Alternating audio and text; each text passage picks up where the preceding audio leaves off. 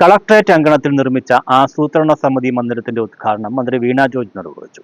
പത്തനംതിട്ടയുടെ സമഗ്ര വികസനത്തിന് ജില്ലാ ആസൂത്രണ സമിതി സെക്രട്ടേറിയറ്റ് മന്ദിരം കരുത്തു പകരുമെന്ന് മന്ത്രി പറഞ്ഞു. ജില്ലാ ആസൂത്രണ സമിതികളെ ശക്തിപ്പെടുത്തുന്നതിന് ആസൂത്രണ board, economic and statistics, town planning വകുപ്പുകളുടെ ജില്ലാ ഓഫീസുകളെ ഉൾപ്പെടുത്തിയാണ് മന്ദിരം നിർമ്മിച്ചത്. പത്തനംതിട്ട ജില്ലാ പഞ്ചായത്തിന്റെയും വിവിധ തദ്ദേശ സ്വയംഭരണ സ്ഥാപനങ്ങളുടെയും വാർഷിക പദ്ധതി വിഹിതവും സംസ്ഥാന ആസൂത്രണ ബോർഡ് ലഭ്യമാക്കിയ കേന്ദ്ര സംസ്ഥാന സർക്കാരുകളുടെ വിഹിതവും വിനിയോഗിച്ചാണ് മന്ദിരം പൂർത്തിയാക്കിയത്.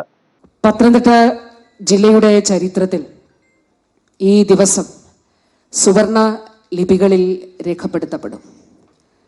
2008 ആരംഭിച്ച ഒരു പ്രവർത്തനത്തിൻ്റെ സാക്ഷാത്കാരമാണ് ഏതാണ്ട് 17 വർഷങ്ങൾക്ക് ഇപ്പുറം ഇവിടെ സാധ്യം ആകുന്നത്.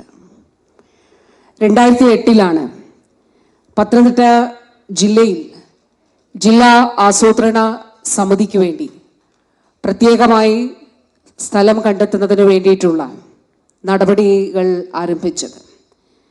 അതിനുശേഷം ഇങ്ങോട്ട് ഈ കെട്ടിടത്തിൻ്റെ നിർമ്മാണ പ്രവർത്തനവുമായിട്ട് ബന്ധപ്പെട്ട് ഓരോ ഘട്ടത്തിലും പല രീതിയിലുള്ള പ്രതിസന്ധികൾ ഉണ്ടായിട്ടുണ്ട്.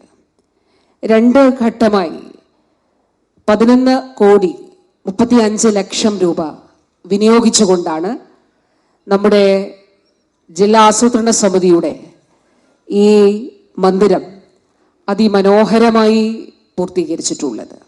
ജില്ലാ പഞ്ചായത്ത് പ്രസിഡന്റ് ജോർജ് എബ്രഹാം അധ്യക്ഷത വഹിച്ചു. ആന്റോ ആന്റണി MP താക്കോൽദാനം നിർവഹിച്ചു. സംസ്ഥാന ആസൂത്രണ board vice chairperson professor VK Ramachandran മുഖ്യ സന്ദേശം നൽകി.